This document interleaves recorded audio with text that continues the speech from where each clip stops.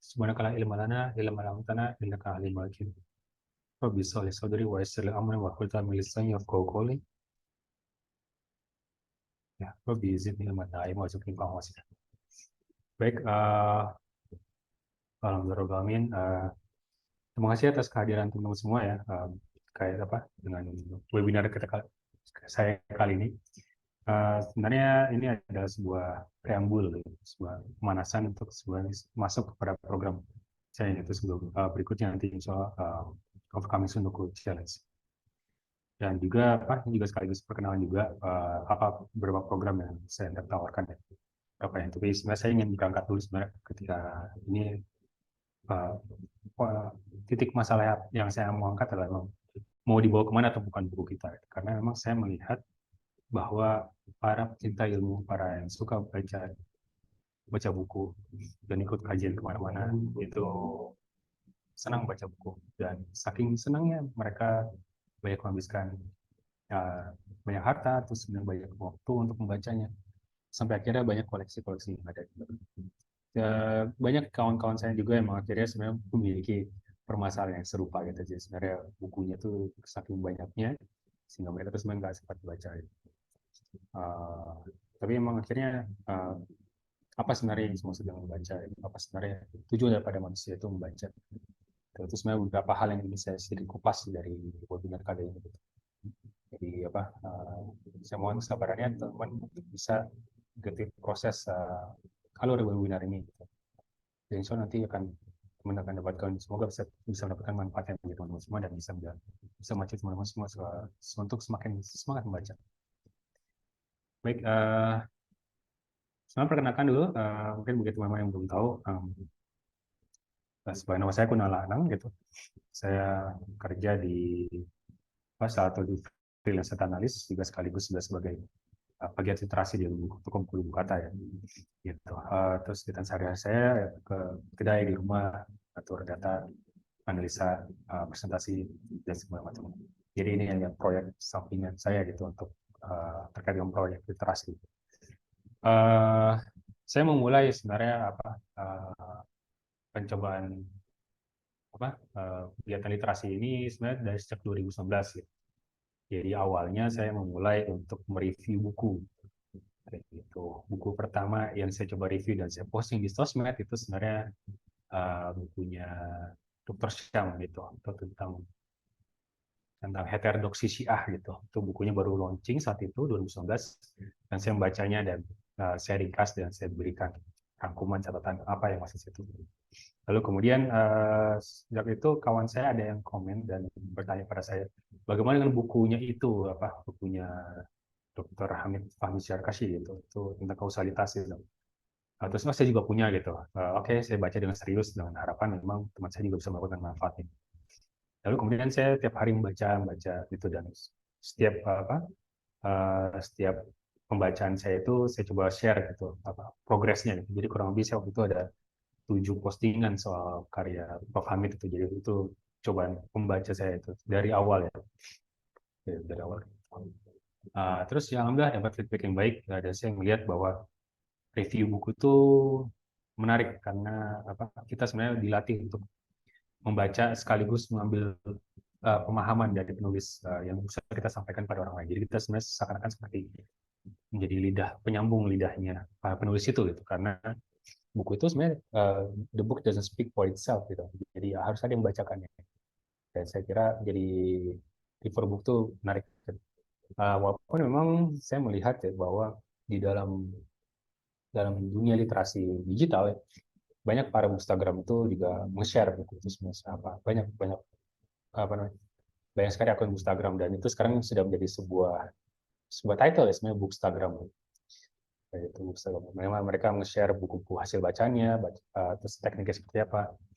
Terus sebenarnya dari hasil pembacanya mereka terkadang banyak poin-poin yang sebenarnya miss gitu sebenarnya.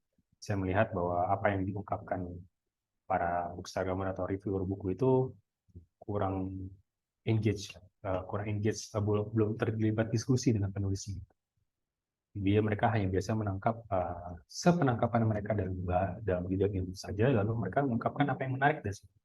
Jadi makanya mungkin kita bisa dapati beberapa orang tuh senang mengquote-quote buku gitu. Jadi ada kata senang apa kuotasi buku itu yang sebenarnya jadi buat ya so called Instagramable ya kali ya. Jadi bagian dari para konten itu sendiri.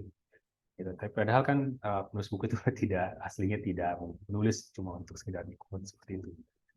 Jadi saya melihat apa namanya ada gap sebenarnya antara pemahaman dari si pembaca dan juga apa pemahaman yang hendak disampaikan oleh si penulis itu sendiri. Gitu. Jadi apa saya melihat membeli buku satu hal, baca buku satu hal, menyampaikan kembali itu satu hal yang lain. Jadi ini beberapa dimensi yang sebenarnya dalam membaca yang saya pelajari gitu. Dan akhirnya ketika sampai di berkenaan dengan lubu kata, belajar how to read the book, saya diberikan banyak framework dan pendekatan terhadap buku itu sebenarnya seperti apa. Bagaimana teknik membacanya. Lalu juga sampai akhirnya bisa membaca karya ulama ya, bernilai lebih tinggi gitu. Jadi sehingga membaca kita itu tidak hanya sekedar quote-unquote seperti ya, hanya mengquote saja gitu perkataan-kataan yang sifatnya puitis ya. Padahal sebenarnya bukan.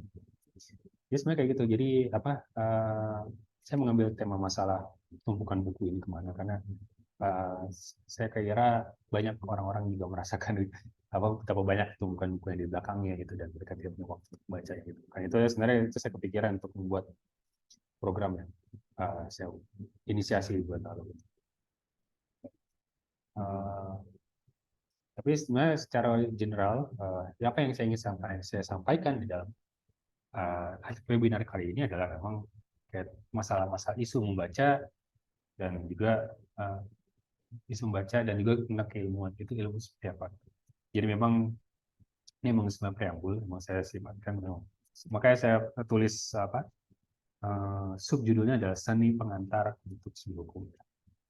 Gitu. Jadi seni pengantar belajar. Jadi sebenarnya bagaimana cara kita belajar gitu supaya kita bisa menghabiskan sundokunya itu sendiri. Gitu. Jadi yang saya harapkan masalahnya itu kita relate ya, kita mengenal masing-masing masalah itu seperti apa. Oke, enggak. Jadi itulah buat judulnya. Terus kemudian saya ingin membuat sedikit ya, dari mini quiz ya. Itu. Tapi oke, sebentar. Ya. Uh, saya membaca ya Pak beberapa data dari teman-teman ya Pak isian formnya tuh Google Formnya bahwa banyak sebenarnya yang permasalahan ketika membaca itu adalah tidak habis ketika membaca. Itu banyak saya temui. Ada pendaftar webinar kali ini tuh ada sekitar 77. Terus sekarang ada 37 ya. Saya tuh sama admin 37. Jadi ada mungkin masih banyak yang belum masuk.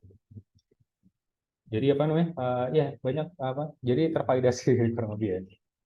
Bahwa apa sebenarnya permasalahan ketika membaca itu apa?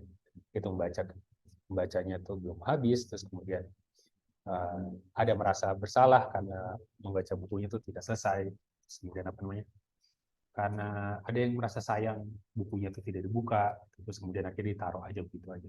Ada yang terlalu sedikit waktunya untuk membaca, tapi saya sudah senang beli bukunya itu banyak kayak itu. Mungkin berapa dari kita mungkin merasa excited ya ketika kita melihat buku, lalu kemudian ketika kita membeli selesai. Beda rasanya ketika kita melihat buku. Ya mungkin itu juga yang jadi sebuah masalah lain lagi ya, bahwa sebenarnya bukan cuma sekedar tumpukan buku, tapi sebenarnya juga sebenarnya pemahaman kita terkait buku itu sebenarnya apa. Walaupun jelas semuanya saya asumsikan bahwa semua teman-teman adalah mencari ilmu yang baik dan tekun, dan karena saking ketekunan itulah teman-teman tuh selalu mempush diri sendiri untuk bisa membaca lebih daripada apa yang teman sanggupi. Karena kalau membaca apa yang di level pemahamannya di bawah ya itu tidak akan terjadi sebuah pemahaman di situ. Karena teman-teman pasti akan membaca apa yang menarik sesuai dengan bidangnya atau mungkin ada tema yang sedang tren terus kemudian berusaha untuk memahami apa yang maksudnya. Oke, saya coba mulai ya Pak. Coba mini quiz ya sebenarnya. Boleh teman-teman yang share boleh chat ketik chat gitu sebenarnya. Sebenarnya tumpukan buku itu datangnya dari mana sih gitu. Mungkin teman-teman boleh jawab antara A dan B gitu. Boleh jawab di chat ya.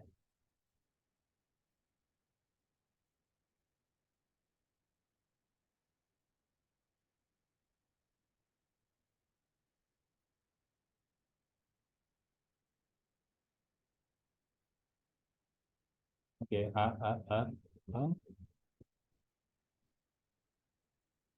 Ini nggak ada B. A dan B. Oh, ada A, B. Oh, ada B.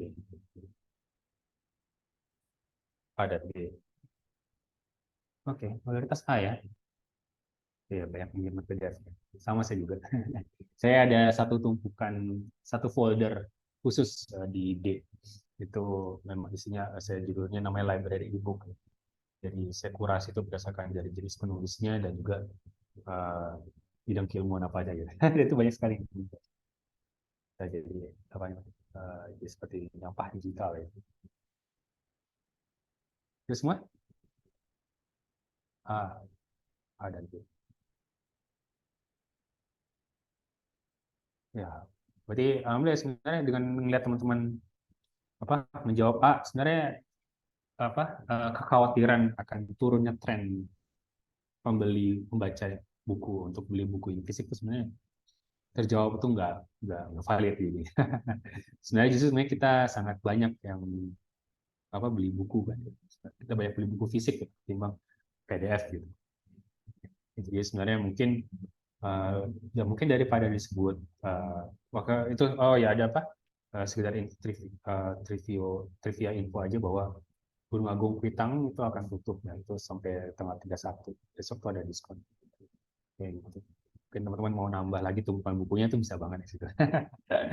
Tapi maksudnya apa sini juga sebenarnya ngelihat bahwa bahkan walaupun dengan tren sekarang udah ada Google Play terus ada Script terus ada Kobo e-reader terus ada Amazon ada Kindle.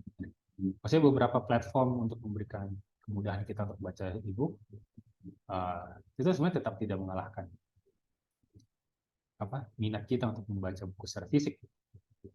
Nah, buktinya ada inilah tampilan bukunya kebanyakan A. Baik, kita mulai dari pertanyaan kedua ya.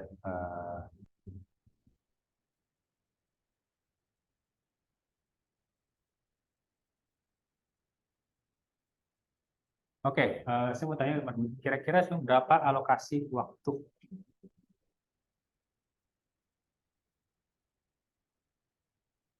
untuk baca dalam seminggu boleh dicek apa jawab ya A B C. Oh maaf maaf suara saya kurang jelas ya.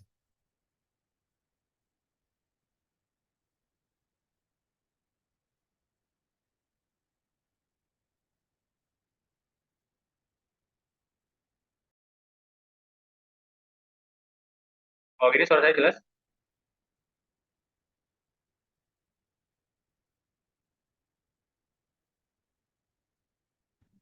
Jelas jelas Mas Gun. Oke.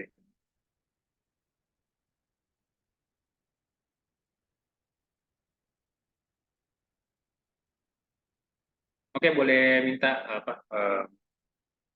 teman-teman kira-kira sebenarnya berapa alokasi waktu sih untuk baca dalam seminggu? A, B, C, D. Wow, banyak ya D.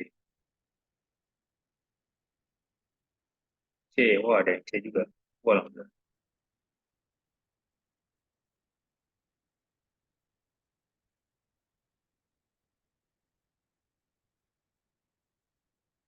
C, C, A, C, C, B, B jarang ya. C, pos C, C. Wah, ini baca serius semua nih berarti. Kalau 3 jam itu dibagi 6 hari aja itu paling nggak apa paling nggak teman-teman tuh waktu baca itu sehari itu bisa 30 menit. Karena makanya saya pasien ya sehari 30 menit itu minimal ya. 30 menit baca gitu. Jadi sebenarnya sih saya pengen lihat juga sebenarnya teman-teman tuh punya waktu waktu mengalokasikan waktu untuk baca jam berapa. Karena sebenarnya apa membaca itu bukan sebuah aktivitas yang menunggu gitu. Bukan cuma sekedar bukan cuma sekedar ketika nunggu kereta gitu terus apa nunggu antrian di dokter gitu di rumah sakit terus kita baca buku. Teman misalnya lagi di airport sambil nunggu jam pesawat terbang kita baca buku. Kayak pertanyaan adalah alokasi gitu. Alokasi juga karena melihat kebiasaan habit teman-teman baca terus. Karena memang akhirnya dari sini juga sebenarnya kita sebenarnya tidak perlu untuk ini apa namanya, kita tidak perlu untuk stimulus untuk baca lebih, karena apa namanya, beberapa komunitas Instagram, komunitas literasi yang saya temui itu memang mereka mendorong orang itu untuk baca, ayo baca, kumpul kita baca, kita kumpul baca. Padahal sebenarnya kalau lihat dari apa teman-teman kebanyakan ada A, C, ya dalam arti bahkan kalau cuma baca 1 jam saja gitu, ya memang itu lebih lebih daripada komunitas itu. Karena komunitas itu cuma ngumpul kayak 1-2 jam satu kali seminggu maksimal sih, satu kali seminggu. Paling mentok berapa sih, 2 kali dalam seminggu. Karena itu kan sifatnya komunal, nggak bisa tiap hari. Tapi teman-teman sudah mengalokasikan baca waktu itu dalam waktu seminggu itu minimal 1 jam. Menurut saya itu udah ya mantap dari komunitas saya sih. Dia di sini juga kelihatan bahwa teman-teman sudah apa namanya, membaca yang serius itu atau enggak belajar. Lebih bisa pakai headset lumayan. Oke, oke. Oke.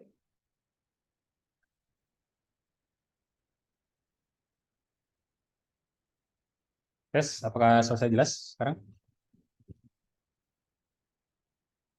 Tidak harus pakai headset, bagus sekali.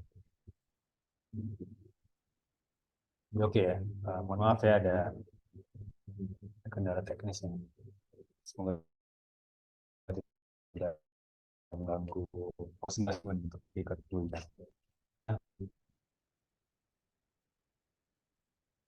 Oke, kebanyakan C di bagian B. Oke, pertanyaan ketiga, soal yang terakhir, mau nanya berapa tumpukan bukunya sekarang gitu. Baik, yang tadi jawab buku fisik, boleh apa namanya, mungkin bisa dihitung kira-kira berapa gitu, buku fisik berapa. Tapi kalau digital saya yakin itu lebih banyak banget. Karena kita kan bisa asal download ya. Kalau misalnya beli buku, ya lebih budget kan. Boleh jawab kira-kira ada berapa nih? Ada buku berapa sekarang? C, A, O. C, berapa C? C, baca semua nih. C, C. Wah, ini nggak ada yang A, nggak ada yang B. Wah, A, wah ada A. B.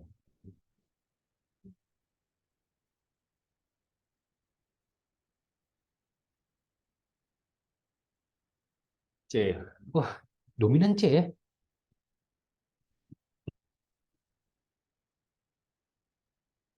Dominan C. Oke, alhamdulillah. Wah, tunggu masuk Sendoku berarti. Karena emang Sendoku secara definitifnya emang apa? Buying books sudah touching gitu. Jadi makanya kata-kata saya ada tumpukan bukunya tuh berapa sekarang itu? Ya lebih dari 10 ya.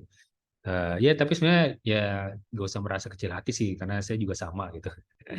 Tumpukan buku saya sekarang itu ya kita 50 sebenarnya. 50. Per Agustus ini saya udah beli buku kayak hampir 80-an nih, 80-an. Dan kayak baru baca itu yang baca serius ya, baca Analytica Reading itu baru 2. Untuk inspeksionalnya itu ada 4 gitu. Ya, itu berapa. Jadi maksudnya apa emang ya PR banyak selain daripada baca buku, kita juga belajar untuk dapat pemahaman lebih daripada itu. Yang banyak. Ya.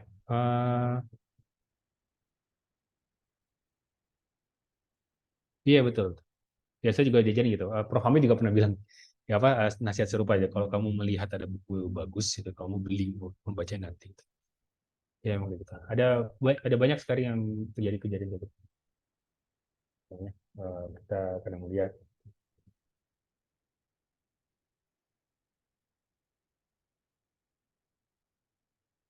kita ngelihat bahwa rasanya tidak ada kesempatan lagi untuk baca beli buku itu nanti gitu. Tapi kira kita beli aja sekarang. Ya memang itu jadi sebuah persoalan juga gitu. Sebuah persoalan. Kapan waktu baca? Terus sebenarnya apa dengan jawaban teman-teman tadi ya Pak terkait berapa alokasi waktu teman-teman dalam baca. Nah, saya kira teman-teman sebenarnya sudah punya modal gitu sebenarnya untuk bisa menghabiskan tumpukan bukunya itu. Teman-teman udah punya modal kira-kira sebenarnya melakukan semuanya modal. Makanya nanti belum bahas ini. Oke, jadi sebenarnya saya ingin mulai dari kenapa kita membaca ya. Jadi kalau dalam teori marketing ya, dalam marketing itu dia juga sebenarnya pakai satu di psikologi, teori psikologi, itu satu seperti Abraham Maslow, itu daripada hierarchy of needs. Walaupun saya dengar kabarnya, saya belum baca karyanya, tapi saya ada kabar bahwa sebenarnya Abraham Maslow itu tidak membuat skema piramida needs itu. Seperti di bawahnya itu adalah soal kebutuhan fisik gitu, terus kemudian longing for family, terus kemudian ada security, lalu ada pekerjaan, lalu kemudian terakhir ada self actualization. Nah, biasanya kebutuhan membaca itu masuk di kategori self actualization biasanya gitu. Tapi sebenarnya Maslow itu dia tuh lebih ingin menekankan bahwa sebenarnya ketika kita mau sibuk kepada tahap aktualisasi, maka sebenarnya fondasi kebutuhan dasar itu kita sudah terpenuhi gitu. Gitu. Dan itu sebenarnya jadi frameworknya si para marketing gitu. Jadi dia biasanya untuk memainkan dua hal biasanya, antara dua hal. Kalau nggak scarcity, kelangkaan dari satu barang, dapatkan sekarang gitu, kuota terbatas, limited edition. Itu banyak sifat-sifat branding perusahaan branding itu sebenarnya dia menekankan pada kelangkaan itu. Lalu yang kedua adalah lustful itu, jadi nafsu hayawaninya, yaitu nafsu seksualnya, birahinya gitu. Itu ditekankan sih. Makanya sebenarnya kata-kata maupun gambar itu sebenarnya mengarah pada ke sana karena frameworknya mereka itu lebih kepada bahwa manusia itu selalu condong kepada memenuhi keinginan di dalam alam bawah sadarnya. Ya, ini berkaitan sama Freud juga, berkaitan dengan alam bawah sadar. Atau enggak sifatnya lebih ke Jungian, yaitu sifatnya esketik, mistisisnya Barat lah. Tapi sebenarnya soal kebutuhan itu memang berbeda dari Islam itu sebenarnya. Dalam Islam satunya itu kategorisasi ada tiga gitu, ada tiga kategorisasinya itu adalah kharijiyat, nafsiyat, tahsiniyat. Kharijiyat itu sifatnya fisik gitu. Nafsiyat itu sifatnya diri, nafsiyat itu sifatnya diri, kejiwaan, makan, tubuh, tidur.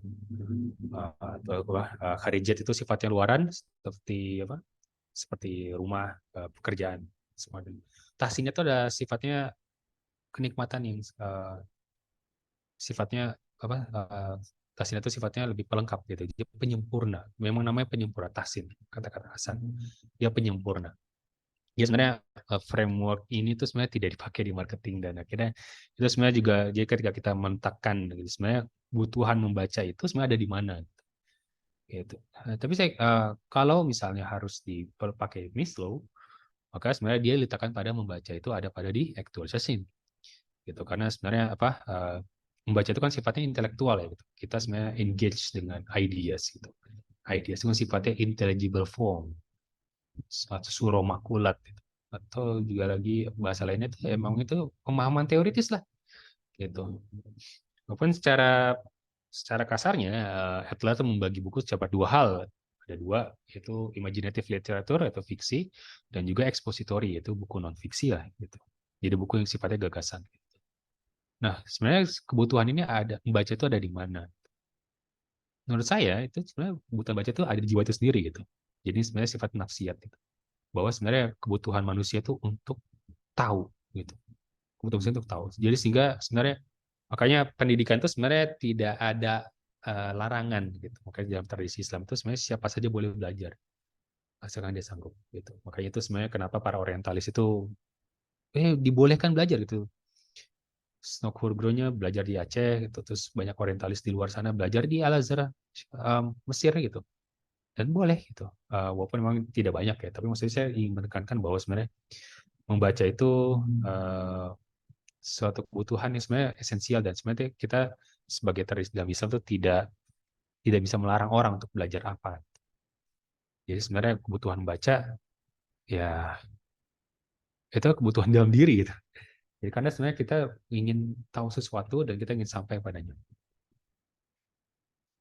Lalu kemudian sebenarnya kan balik lagi, sebenarnya manusia itu sebenarnya terdiri dari apa saja gitu, sehingga dia kok perlu memenuhi kebutuhan itu seperti itu. Jadi manusia itu terbagi dua lah gitu. Bahwa manusia itu ada yang jasad dan dia ada yang ruhania gitu. Jasad ya sifatnya memang dari dunia, kan dia penciptaan dari dunia. Lalu ada ruh itu dari alatifah ruhani, itu adalah hembusan nafas ar-Rahman. Gitu. Itulah sebabnya kenapa dalam Al-Quran itu sebutkan bahwa ketika aku mau menghembuskan nafas, maka bersujudlah kalian di hadapannya, di surat Al-Baqarah. Jadi intinya ada bahwa ruh kita itu sebenarnya berasal dari alam amar, alam malakut, dan jasad kita sebenarnya berasal dari alam syahadah gitu. Ya, dia sebenarnya jadi kebutuhan jasad inilah memang untuk makan gitu, untuk tidur, untuk untuk berpasangan gitu. Itu memang sudah natural, itu jadi fitrah gitu. Tapi sebenarnya membaca itu sebenarnya jadi menaruh di frame seperti ini, maka membaca itu sebuah kebutuhan yang sifatnya dasar juga gitu bagi manusia, karena ini sifatnya ruhania gitu. Karena kita sebenarnya tidak benar-benar terisi gitu, atau enggak, kita tidak benar fulfilled, kita biasanya tidak puas gitu. Kalau sebenarnya kita tuh nggak tahu terhadap sesuatu itu. Makanya biasanya orang kalau nggak tahu terhadap sesuatu itu bisa dua hal. Kalau nggak dia paranoid ya, atau enggak dia jadi ekstrem terhadap apa yang dia takuti itu. Dia mau takut atau dia mau takut, dia mau lari daripada apa yang dia tidak tahu, atau enggak dia jadi sangat ignoran gitu terhadap apa yang dia tidak tahu itu. Nah, padahal tapi sebenarnya kan sifat dasar manusia memang sifat ingin tahu itulah sebenarnya. Makanya manusia terus membaca itu. Makanya sebenarnya industri literasi itu sebenarnya itu ada entitas yang tidak tergantikan gitu. Walaupun secara kenyataannya mereka menemui banyak tantangan gitu, seperti misalnya pajak buku, terus kemudian ekosistem penulis dan jadi pekerjaan gitu, karena misalnya penulis itu dapat royalti itu mungkin cuma belasan persen gitu, jadi yang dapat banyak untungnya sebenarnya distributor dan percetakannya gitu. Tapi di sisi lain penerbitan itu juga nggak tidak survive juga gitu, saya dengan mereka hanya mengandalkan terus mencetak tiap bulan itu. Kayak gitu. Karena memang tingkat kebutuhan kita terhadap buku itu memang akhirnya tidak seperti makanan gitu, karena dia bukan sifatnya komoditas gitu. Walaupun sebenarnya yang saya pelajari itu bahwa buku itu sebenarnya ada dua hal gitu, dia ada dua nilai gitu. Pertama, dia berupa komoditas, yaitu dia barang entitas dijual perbukuan, ada harganya jelas gitu, tangible. Tapi yang kedua adalah intellectual property gitu. Dia sebenarnya ada sebuah karya hasil pemikiran seseorang gitu, seorang sarjana gitu, seorang peneliti gitu, siapapun gitu. Bukan sekarang jelas dengan dibanjiri gitu banyak jenis-jenis self development ya, setiap orang akhirnya bisa setiap orang bisa jadi penulis gitu, penulis. Ya, terus kemudian manusia itu ya sebetulnya dia bentuknya gitu, dan kemudian ya kita membaca, walaupun memang membaca itu adalah sebuah kebutuhan rohania gitu, tapi kita tidak bisa mengisi terus setiap hari gitu. Itu yang menurut saya itu ya sebuah persoalan tersendiri lah. Lalu kemudian juga sebenarnya membaca itu sebenarnya dalam kerangkanya itu apa gitu, dalam kerangka apa. Sebenarnya saya ngelihat bahwa membaca itu sebenarnya ada satu aktivitas untuk menunjang pembelajaran seseorang. Ya, saya kira gitu. Membaca itu adalah aktivitas penunjang pembelajaran seseorang.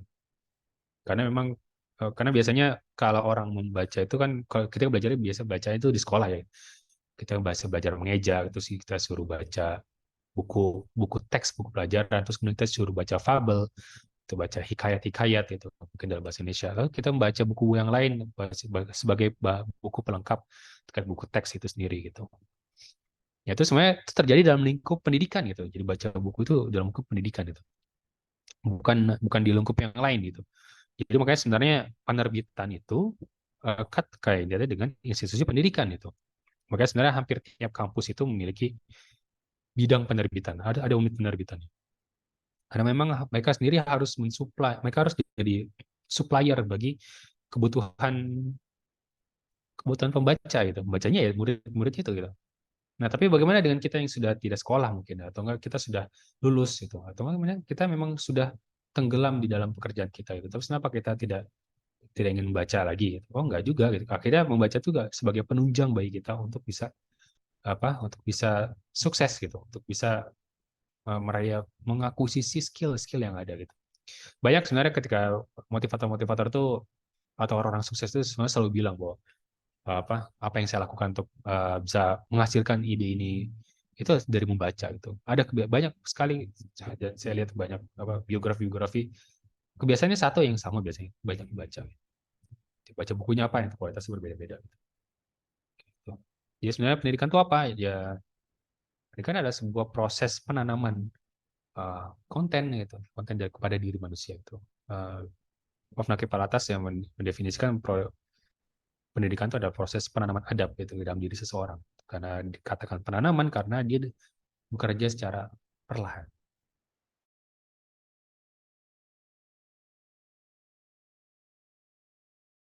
Tidak sifatnya instan. Karena makanya webinar itu meskipun tidak bisa dikatakan pendidikan sebenarnya gitu. Karena ini hanya sifatnya exposure aja. Itu hanya supaya membuat teman-teman coba pikir ulang kayak pendidikan itu apa. Coba pikir ulang sebenarnya membaca itu apa. Itu. Jadi sebenarnya ketika saya di sini saya ingin membawa teman-teman pada framework bahwa sebenarnya membaca itu sebuah aktivitas penunjang ke belajar itu. Lalu sebenarnya apa juga tujuan yang diraih dengan membaca gitu. Jadi kita membaca bukan cuma sekedar flexing buku gitu. Kita membaca bukan cuma sekedar biar keren-keren. Oh, penulis itu bahas ini sekarang gitu. Oh, penulis itu bahas ini sekarang. Karena ya memang bukan itu tujuan kita membaca gitu. Kita membaca sebenarnya adalah untuk memenuhi dahaga keingintahuan kita.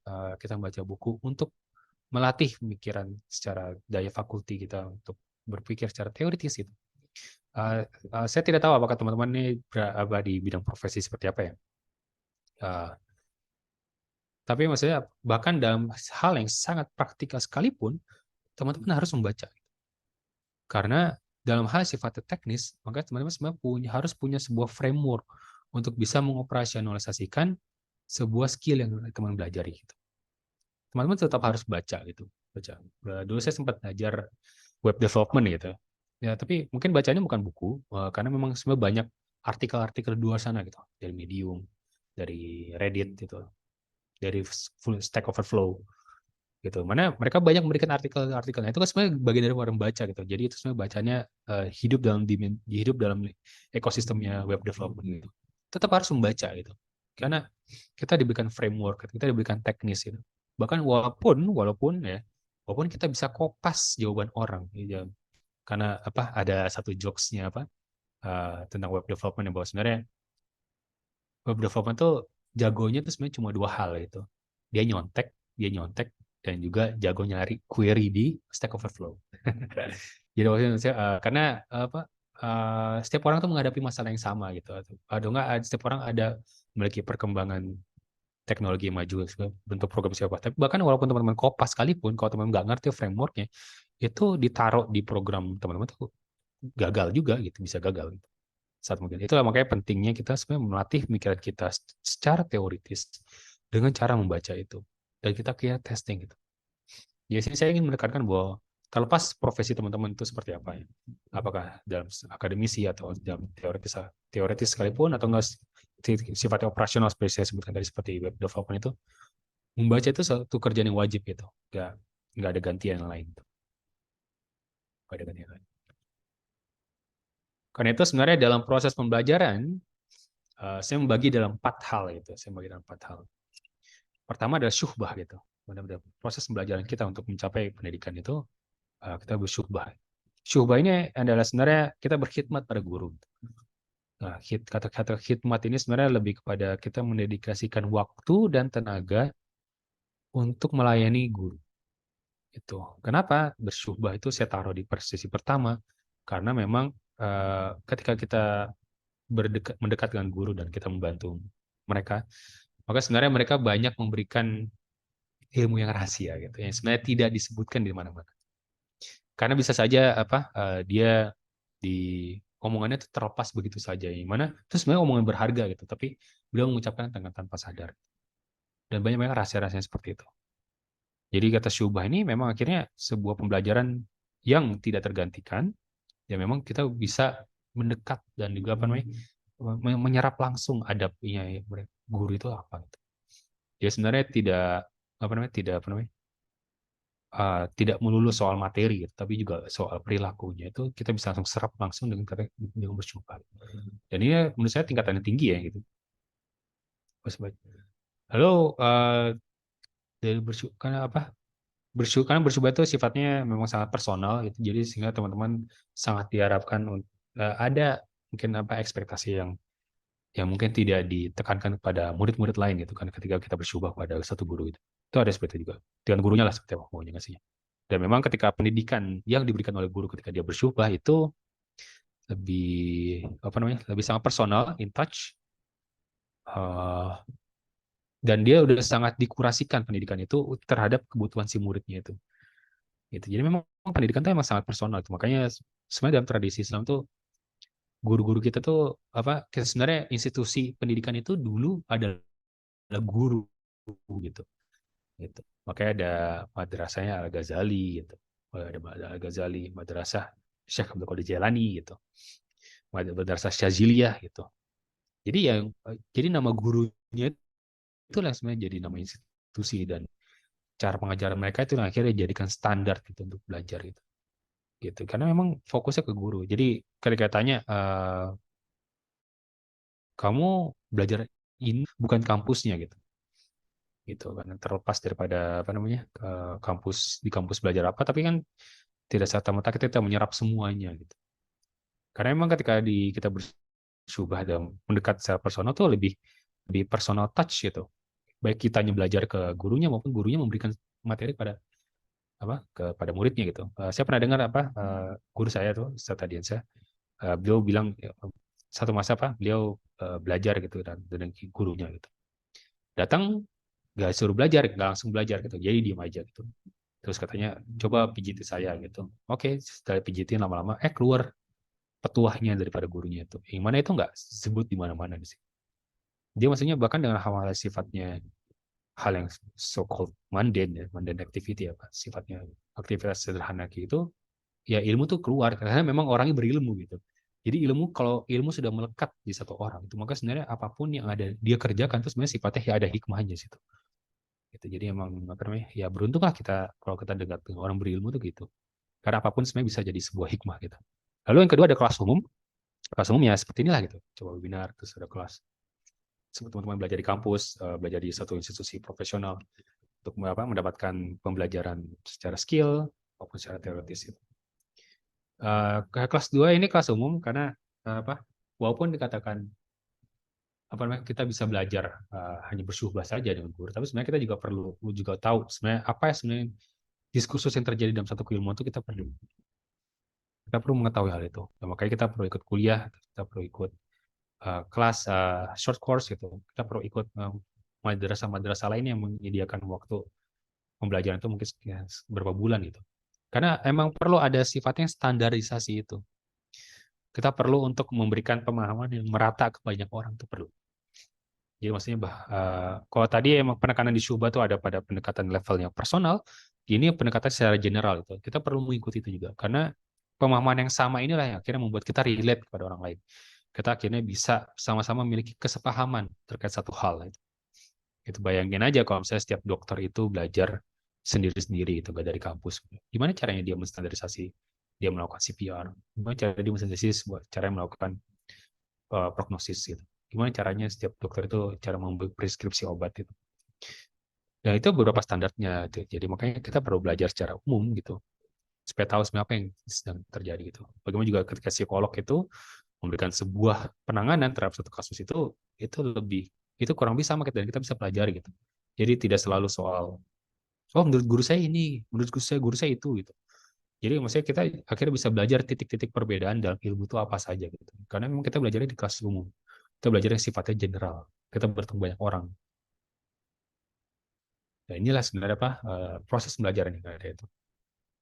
Walaupun memang kebanyakan ya, kalau ngomongin soal pendidikan yang ada terjadi sekarang ini kita kebanyakan ya cuma di kelas umum aja gitu. Gitu. Kelas umum. Cuma 3 hal ini aja. Kecuali syubahnya. Lalu yang ketiga adalah diskusi sama teman itu. Saya masukkan di sini sebagai proses belajaran karena memang kita tuh sebagai murid itu perlu belajar peer learning gitu. Kita perlu belajar secara mandiri bersama teman-teman. Karena kita perlu melatih akal kita kita perlu melatih diri kita untuk berargumen. Kita perlu melatih kita untuk berargumen, kita perlu melatih untuk mempertahankan pendapat, dan kita juga perlu menguji gagasan kita. Gitu. Maka sebenarnya kalau dalam tradisi Islam itu selain daripada guru itu memberikan sebuah kelas, biasanya murid-murid itu setelahnya itu melakukan munazarah, sesi munazarah. Mereka semua saling mendiskusikan apa saja yang mereka dapatkan di dalam kelas itu, dan mereka ujikan, mereka gagaskan. Nah, diskusi sama teman ini lah sebenarnya lebih kepada teman-teman harus nyari yang kurang lebih ya, yang ada beberapa hal ya persyaratan daripada diskusi sama teman ini. Pertama adalah teman-teman harus ya kurang lebih sebaya gitu, sebaya. Umurnya itu jangan jauh.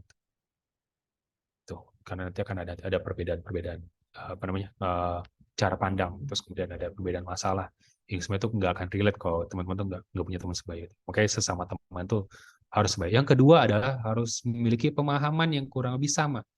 Tingkat pemahaman itu kurang lebih sama gitu. Kalau ada yang jomplang, itu maksudnya ada yang sangat-sangat nggak paham terhadap satu hal, jadi nggak diskusi gitu. Jadi nggak diskusi.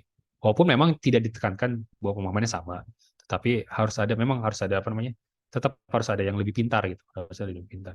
Tapi dalam arti bahwa bahkan dalam kepintaran lebih pintarnya itu pun yang biasa aja itu tetap bisa mengikuti diskursusnya itu apa gitu. Jadi diskusi itu kan harus tektokan gitu, harus timbal balik, harus dua arah. Jadi inilah makanya dua hal itu prerequisite daripada diskusi peer learning itu gitu. Dia memang melatih diri sendiri untuk berdiskusi gitu. Dan saya dan kawan-kawan saya membentuk sebuah ya circle belajar lah gitu. Pokoknya sampai sekarang nggak ada secretnya, udah berjalan sama 7 tahun, tapi emang ya, cukup aktif lah gitu. Dan emang akhirnya terlatih memang cara berdiskusi berkenaan sama orang. Kita bisa bertasamuh ya, bisa toleransi terhadap pendapat orang dan juga sekaligus perbedaan pribadian gitu.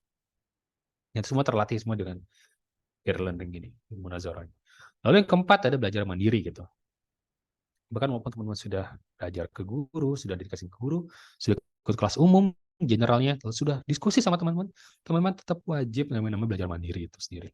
Teman-teman wajib melakukan riset secara kecil-kecilan secara mandiri. Itu. Karena belajar mandiri ini memang sebuah keharusan bagi teman-teman agar teman-teman bisa lebih mempersonalize kembali pemahaman yang teman-teman punya gitu. Salah satu quotes Einstein yang saya sering pakai itu adalah if you understand it well, you can explain it simply gitu. Jadi itu satu quote yang saya lihat di Baseliwan di internet ya. Jadi ketika kamu paham tentang satu hal, kamu bisa menjelaskannya dengan sederhana gitu. Atau enggak sama seperti Steve Jobs yang bilang bahwa oh mohon maaf ini lampunya mati. Tapi suara saya masih terdengar ya? Aman, Kak. Oke, aman ya. Ya mohon maaf, saya matikan saja nih videonya.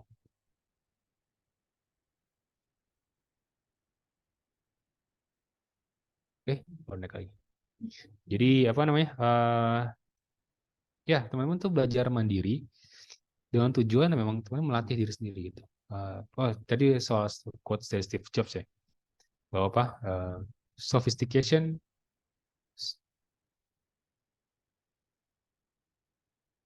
simplicity is the sophisticated version itu, jika saya tidak salah. Jadi kurang lebih adalah bahwa kesederhanaan itu ada sebenarnya satu mode kerumitan yang tinggi gitu. Jadi maksudnya ketika kita berusaha memahamkan sesuatu dan itu ke dalam diri sendiri, maka sebenarnya kita harus mampu untuk memudahkannya gitu. Kita harus membuat bahasa sendiri gitu. Apa yang teman-teman pelajari sehari ini, gitu, teman-teman harus bisa mengungkapkannya kembali dalam bahasa teman-teman. Karena kalau enggak, teman-teman tuh justru jadi akan dipertanyakan pemahamannya gitu. Karena kalau teman-teman hanya membaca words by words berdasarkan bukunya itu saja, atau enggak dari apa yang hanya membebek beo daripada guru atau apa yang diungkapkan, itu mungkin teman-teman sebenarnya tidak dalam posisi belajar gitu. Karena teman-teman tidak menginternalisasi apa yang teman-teman pelajari itu. Karena seperti saya sebutkan tadi bahwa manusia itu terdiri dari dua hal itu, dia jasad dan ruhania gitu. Ruhania itu kan tetap nafsi-nafsi gitu, dia sendiri-sendiri gitu. Dan ketika sendiri-sendiri itu sebenarnya teman-teman harus melakukan sebuah proses pembelajaran secara mandiri itu. Nah, sebenarnya dari keempat proses pembelajaran inilah sebenarnya saya ingin menekankan bahwa program membaca ya yang saya inisiasikan ini akan fokusnya hanya di belajar mandiri saja gitu. Jadi maksudnya jelas ya bahwa proses belajar mandiri itu proses pembelajaran ya agar seseorang tuh bisa menjadi seorang manusia itu ada 4 hal ini ya menurut saya itu bisa saya kategorisasikan, dan saya hanya men-tackle belajar mandiri saja gitu. Diskusi sama teman lain hal gitu, kelas umum lain hal gitu. Usyubah pun lain hal lagi. Jadi sebenarnya dari pembahasan belajar saya ini menekankan bahwa saya hanya bisa menyelesaikan belajar mandiri, dan saya spesifikkan lagi belajar mandirinya itu lebih pada membaca secara mandiri. Karena memang saya bertanya juga ke guru saya waktu itu bahwa memang sebaiknya ke dalam pembelajaran itu kita harus dibacakan oleh guru gitu. Itu bagus itu udah tingkat pemahaman, keyakinan tinggi gitu. Karena gurunya mengajarkan memakai teks, muridnya juga membaca teks yang sama, lalu kemudian diberikan pemahaman teks gitu. Tapi itu kan pembelajaran di kelas umum gitu. Itu saya bertanya, kalau begitu bagaimana dengan teknik membaca yang saya pelajari Ustadz itu? Apakah sebenarnya di mana posisinya gitu? Terus kata beliau menjawab bahwa memang benar bahwa kita perlu mendapatkan pemahaman dari buku itu dari gurunya atau enggak dari penulisnya gitu. Makanya sebenarnya ada rantai sanad keilmuan gitu. Jadi bukan cuma sekedar sanad secara riwayat ya, tapi juga ada sanad pemahaman gitu. Makanya pemahaman yang kita dapatkan ya itu sebenarnya bersanad gitu. Jadi makanya itu disebut Asy'ari School of Thought gitu. Makanya itu disebut Maturidi School of Thought gitu. Itu dalam akidah. Terus dalam mazhab fikih terus kemudian ada ada Syafi'i, Hambali, Maliki, Hanafi gitu, Hanafi. Maksudnya ini jadi para ulama ini ke School of Thought ini dibangun berdasarkan si pengasasnya itu. Jadi cara yang diambil adalah framework-nya gitu. Prinsip-prinsipnya itu yang berbeda. Nah, dalam bidang ilmu berbeda. Jadi dia akidah ada 2, tambah 3 Athari ya. Walaupun sebenarnya Athari itu saya tidak tahu merujuk mana. Biasanya sih merujuk kepada Imam Ahmad bin Hambal. Athari ini Ahmad bin Hambal. Hanabilah, akidah Hanabil. Itu dalam bidang akidah, dalam bidang fikih, ada banyak lagi soal filsafat gitu. Filsafat pun ada banyak gitu, ada filsafat peripatetik gitu, terus kemudian ada filsafat oksidentalis, filsafat orientalis, filsafat barat, filsafat oriental, kontinental gitu, terus kemudian ada filsafat analitik gitu. Ada banyak. Jadi School of Thought ini sifatnya satu alur stream dari mana frameworknya itu kurang lebih sama gitu. Frame-nya itu, secara prinsipnya, secara kaidah berpikirnya itu serupa. Gitu. Nah, makanya mereka ada chain of understanding gitu. Jadi kamu dapat ini dari siapa, kamu dapat dari siapa. Gitu. Makanya sebenarnya ulama kita sebenarnya sudah menyusun sistem sanad ini gitu ya. Sebenarnya ini tidak ditemukan di barat ya. Karena ketika kita dalam Islam tuh kan kita mengatribusikan pemahaman kita dari siapa. Sehebat-hebat Imam Ghazali dalam berpikir, mazhabnya tetap mazhab Syafi'i. Sehebat-hebatnya beliau dalam berkalam, tetap saja beliau tidak lepas dari Asy'ari.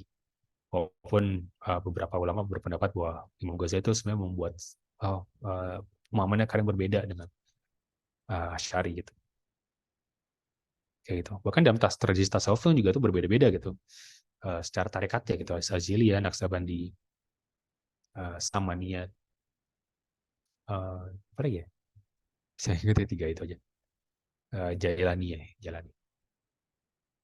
Ya, dan ada banyak kayak gitu. Jadi maksudnya jadi mereka memakai framework yang berbeda gitu. Jadi makanya kita sebenarnya chain of understanding itu dimulai dari situ. Barat tidak punya itu karena mereka suka tidak jujur gitu dalam ilmiah. Karena mereka mengambil pemahaman dari sini dan mereka tidak ngakuin itu dari siapa gitu. Atau itu dari saya gitu. Dan itu jadi juga di buku-buku sekarang ya.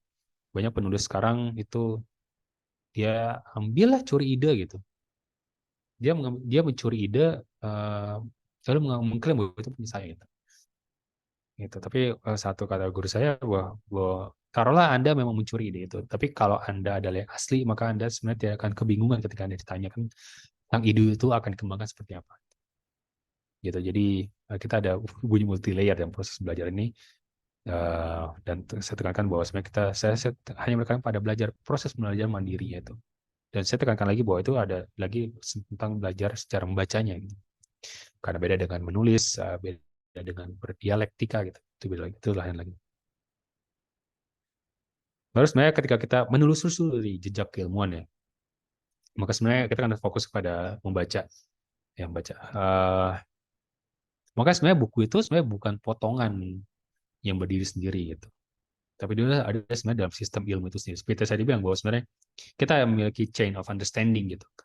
Anda dapatin dari siapa, Anda dapat dari siapa, lalu terus ngacak sampai siapa pengasasnya pertama. Gitu. Jadi apa?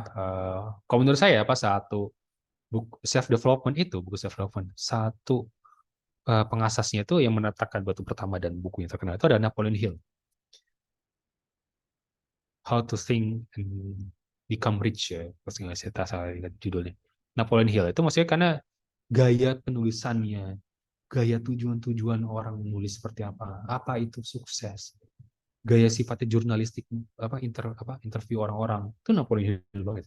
Dan sekarang semua self development tuh ya mereka membuat sendiri frameworknya, menurut saya sukses itu seperti ini, cara berpikir seperti ini, kebiasaan-kebiasaan orang sukses yang ada kayak gini. Tapi kurang lebih ya mereka nggak bisa, sebenarnya mereka nggak bisa lepas dari peran Napoleon Hill gitu. Pokoknya sebagai peletas satu yang setahu saya itu buku yang awal banget ya di awal abad 19 itu, abad 20 tentang sukses itu apa gitu. Jadi maksudnya apa? Nah, tapi itu yang perbedaannya. Jadi ketika kita tidak tahu sebenarnya dia butuh merujuk kepada siapa, maka sebenarnya kita kan jadi kita nggak bisa melacak kembali gitu pemikiran dia itu sebenarnya datang dari siapa gitu. Dan kalau kita nggak tahu datang dari siapa, maka sebenarnya kita tidak bisa memverifikasi sebenarnya pemahaman dia itu benar atau tidak. Makanya sebenarnya kita buku itu tidak bisa berdiri sendiri gitu. Jadi ada yang disebut apa book of all the time, ada yang kedua book of the time gitu. Ini dari Ralph Waldo Emerson, kalau saya nggak salah itu bahwa ada buku yang memang dia tuh berlaku sepanjang masa gitu. Dan dia akhirnya menjadi rujukan-rujukan bagi para penulis. Tapi ada juga buku yang berlaku hanya pada masa-masa itu saja gitu. Ya buku-buku yang buku sepanjang masa itu seperti pertanyaan perennial lah.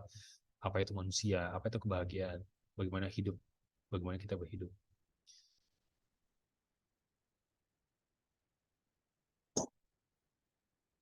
Itu beberapa pertanyaan yang sifatnya itu perlu dijawab dan itu akan terus everlasting question. Tapi juga ada book of the time, di mana buku-buku ini dia hanya relevan pada masa-masa tertentu saja gitu. Misalnya buku-buku orde lama, buku orde baru, sekarang masa reformasi. Itu kan bukunya hanya berlaku saat itu saja tuh. Kalau zaman udah berganti itu udah nggak relevan lagi. Lalu atau enggak yang paling sangat-sangat contoh yang apa namanya yang sangat real adalah ketika di Gramedia toko-toko buku lainnya tuh kayak misalnya buku-buku soal tips Microsoft Word, terus tips presentasi memakai Microsoft PowerPoint gitu dan segala macam. Padahal kan tiap tiap tahun mereka selalu ada update. Tapi mereka mengeluarkan buku untuk memakai tutorial itu. Itu book of the time tuh. Dia arti bahwa keilmuannya itu hanya berlaku dalam satu masa itu saja. Gitu. Jadi apa namanya? Kita perlu ketahui klasifikasi buku-buku ini. Jadi ada buku besar, ya great books lah gitu. Terus ada juga buku yang bukan not so great ya, tapi books saja gitu. Jadi buku saja, book of the time jadi buku. Jadi sebenarnya kita harus tahu sebenarnya klaster-klaster ilmu dari buku ilmu itu apa. Jadi sehingga kita tahu letak buku itu ada di mana. Jadi apakah buku ini sebagai penjelas atau buku ini sebagai yang dijelaskan? Misalnya saya baca buku Prolegomena of the Metaphysics of Islam karya Prof. Naqi Palatas. Itu ada buku babon ya gitu. Itu ada buku teks besar. Itu ada sebuah Ustaz Syam itu menyebutnya sebagai buku kapsul filsafat itu katanya. Karena semuanya sudah sangat terukur dan sangat dikecilkan gitu. Sangat kompak gitu bukunya itu. Terus kemudian kalau misalnya itu buku langsung, itu buku great books gitu. Atau kayak Islam Secularism gitu, Risalah kaum muslim itu satu contoh great books. Nah, tapi kita juga kalau bisa kita nggak bisa mengakses pemahaman itu, maka sebenarnya kita juga bisa ngelihat karya murid-muridnya itu apa saja gitu. Apa saja karya-karya muridnya yang berkenaan dengan itu. Ada di satu murid Prof. Atas itu Dr. Adi, Dr. Zaidi bin Ismail itu nulis tentang akal dalam Islam, Islam and Higher Thinking, akal ilmu dan pendidikan. Itu beberapa karya-karya beliau yang mana itu menjadi sebuah pecahan-pecahan artikel, tapi dia membahaskan fokus atau akal saja gitu. Dan dia sebenarnya merujuk pada karya Prof. Atas. Nanti kan saya cuma menyatukan contoh apa yang dekat dengan saya gitu, Pak. pemikiran Prof. Hatas itu seperti apa, dan saya perlu melihat karya-karya yang menjadi penjelas daripada karya Prof. Hatas itu sendiri. Nah sebenarnya jadi makanya kalau kita cuma baca buku per sendiri-sendiri saja, maka sebenarnya kita lost track of understanding gitu, kita get lost gitu. Kita nggak tahu sebenarnya bukunya bahas apa, di dalam bahas diskursusnya apa, nggak tahu. Ini relate-nya kemana, nggak tahu juga. Jadi ya bukan baca buku malah makin pintar, tapi malah makin tersesat karena teman-teman nggak tahu ini sebenarnya buku ada di mana gitu. Jadi sebenarnya mengetahui letak buku itu dalam satu diskursus keilmuan itu krusial gitu. Lalu kemudian ada ya berdialog dengan penulis lah gitu. Jadi Adler itu menyebutkan dalam How to Read a Book ya bahwa sebenarnya kita buku itu adalah hasil karya dari si penulis itu. Dia berusaha memberikan gagasan untuk dibicarakan dan sambil sebarkan ke pemahamannya itu kepada orang-orang. Nah, kita sebagai pembaca itu sebenarnya sedang berusaha masuk dalam pemahamannya si penulis itu yang termanifestasikan dengan kata-kata itu. Maka sebenarnya ketika kita sedang baca, kita sebenarnya sedang quote unquote seperti berdialog gitu dengan pembacanya. Dengan penulisnya. Dialog dengan penulis dan membaca inilah sebenarnya terjadi meeting of mind gitu. Itu jadi satu slogan toko buku yang Jakarta. Itu terjadi meeting of mind gitu. Terjadi pertemuan pemikiran yang sama. Penulis memahamkan demikian, lalu pembaca juga punya paham demikian. Jadi sehingga pemahaman itu sebenarnya terjadi tidak satu arah gitu, tapi sebenarnya dia terjadi pada dua arah. Yang penulis itu sudah memberikan kemampuannya untuk memberikan pemahaman yang baik pada pembacanya, tapi pembaca juga harus punya alat untuk mendekati penulis itu dengan baik juga gitu. Makanya itu ilmu itu perlu dilalui dengan dua arah. Maka sebenarnya ilmu kan itu sebenarnya Prof. Denny pernah berkata bahwa knowledge resides in the qalb gitu. Jadi ilmu itu sebenarnya ada letaknya itu di dada. Kalau ada di quote Imam Syafi'i itu agak nyelekit juga ya. Jadi beliau bilang kalau ilmu itu adalah apa yang tertinggal ketika kamu masuk ke toilet gitu. Jadi kamu masuk ke toilet, kamu kan nggak bawa buku, nggak bawa catatan, nggak bawa apa-apa. Kamu cuma bawa ingatan, kamu cuma bawa diri saja. Apa yang tersisa saat itu, itulah ilmunya. Gitu. Dan itu juga yang akhirnya kalau teman baca cerita Imam Ghazali dulu, dia sebagai pembelajar, terus dia dia berada di kafilah dagang yang berkelana ke satu kota, lalu kafilah itu kemudian dicopet, gitu, dirampok lah gitu, soalnya penyamun gitu. Lalu buku-bukunya itu ditahan gitu. Terus Imam Ghazali berkata, tolong kembalikan saja buku itu gitu. Karena karena ilmu saya ada di situ gitu. Lalu bos penyamun itu bilang ya, ilmu kamu ada di sini. Berarti saya punya ilmu kamu saat ini gitu. Pas itu Imam Ghazali tersentak tersentak dan akhirnya tahu bahwa ilmu itu bukan apa yang ditulis gitu. Tapi ilmu adalah apa yang ada di dalam dada gitu. Dan itu makanya beliau setelah itu ya akhirnya tetap Imam Ghazali itu selamat, tapi yang maksudnya buku-bukunya itu enggak gitu. Dia itu tetap ditahan gitu. Tapi beliau pulang terus akhirnya beliau berusaha menghafalkan seluruh ilmu yang beliau sudah pelajari itu dan akhirnya dikeluarkan lagi ilmunya itu. Jadi itu ya ilmu sebenarnya itu. Jadi ilmu itu bukan cuma sekedar catatan gitu, makanya bukan cuma sekedar taruh di apa itu posting sosmed ya gitu. Itu bukan ilmu. Makanya sebenarnya sosmed itu sebenarnya hanya realitas lain sebenarnya itu. Makanya sebenarnya dunia maya, alam maya. Dia itu sebenarnya fisik gitu. Dan dia berbeda. Bisa saja saya menulis A gitu, tapi sebenarnya apa yang saya maksud itu B. Pemahaman saya itu B gitu. Atau enggak aksen gitu.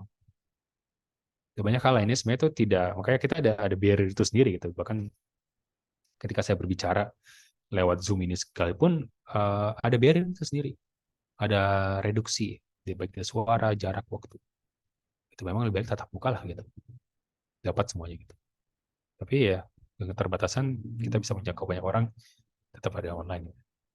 Dan akhirnya juga kita bisa familiar dengan diskursus yang ada gitu. Jadi dengan kita membaca buku itu sebenarnya kita masuk dalam pemahaman diskursus itu apa saja gitu. Seperti saya bilang bahwa kita walaupun taruhlah kita membaca buku great books terus-terusan gitu.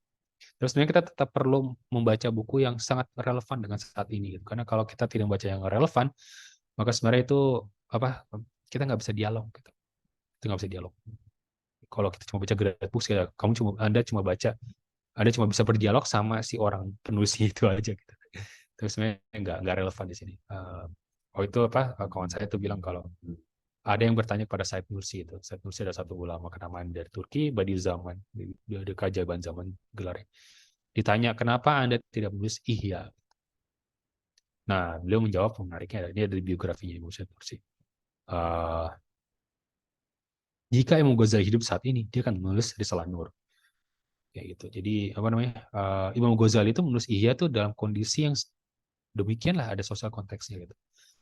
Gitu. Tapi ketika ditulis dalam masa sekarang ya, apa masa yang kemarin, apa masa Said Nursi itu Risalah Nur. Karena Risalah Nur tuh berisi tentang petuah-petuah terkait membahaskan melawan sekularisasi gitu. Tantangan sirkulasinya di Turki gitu. Dan Prof. Atas juga sebenarnya juga akhirnya membuat menuliskan Islam Secularism, Prolegomena, ya berapa banyak karya-karya lain beliau karena emang itulah yang berlaku saat ini gitu. Guru saya pernah bilang bahwa dulu Imam Ghazali itu hidup dalam zaman yang itu walaupun dikatakan kacau, tetapi dia masih lebih baik daripada kita masa dulu itu apa namanya masih ada khilafah gitu, masih ada kerajaan Muslim gitu. Jadi walaupun ada masalah itu tidak apa namanya tidak begitu mencekam kayak sekarang. Kalau sekarang Barat itu udah mengepung kita semua, sosmed di mana-mana, perusahaan multi company, perusahaan mancanegara itu sudah ada di mana-mana, sudah ada cabangnya di luar negeri. Jadi arti bahwa orang bebas masuk keluar satu negara itu akhirnya batasnya jadi nggak ada gitu. Makanya sekarang ada gagasan soal global citizen itu sendiri, bahwa tidak ada sebenarnya keluarga negaraan itu cuma jadi sekedar ID pasport aja gitu. Tapi sebenarnya kita semua punya pemahaman yang sama. Ya masa sekarang itu lebih kacau soal keilmuan itu. Itu kategori saya. Dan jadi akhirnya saya ingin menekankan bahwa rasa keingintahuan itu di Aristoteles ini, bahwa all men by nature desire to know gitu, bahwa sebenarnya keinginan kita tuh fitrahnya itu kita ingin tahu itu, kita ingin belajar itu. Wah ini potongan sama gitu. Oh ya, mohon maaf.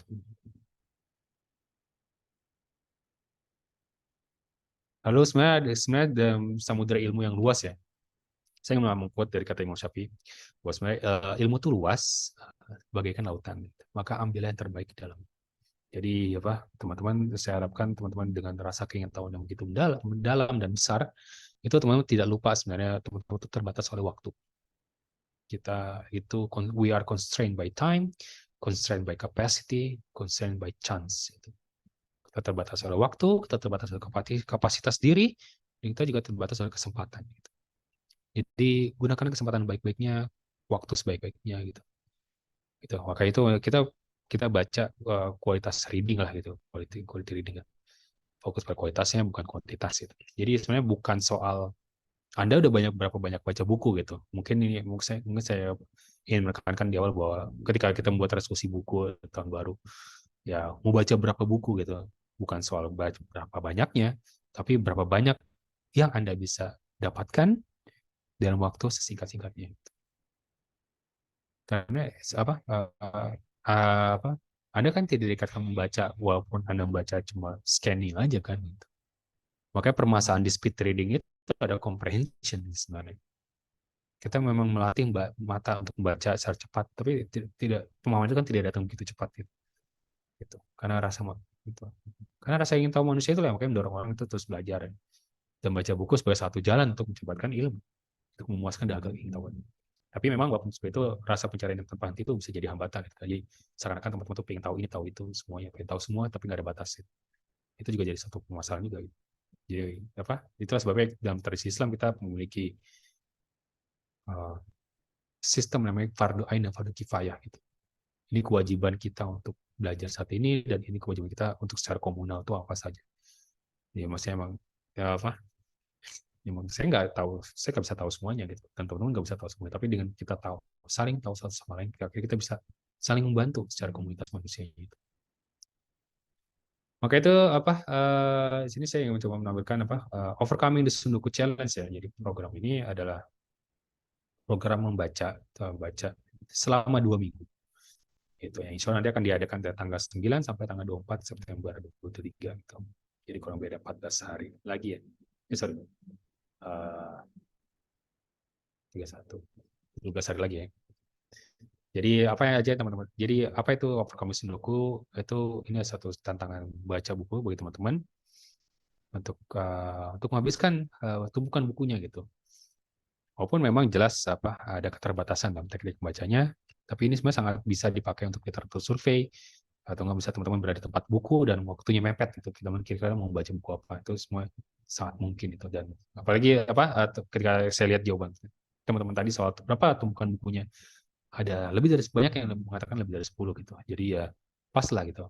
Nah, sini sebenarnya Sundoku ini programnya 2 minggu, ya 2 minggu dan dia menghabiskan 7 buku itu 7 buku.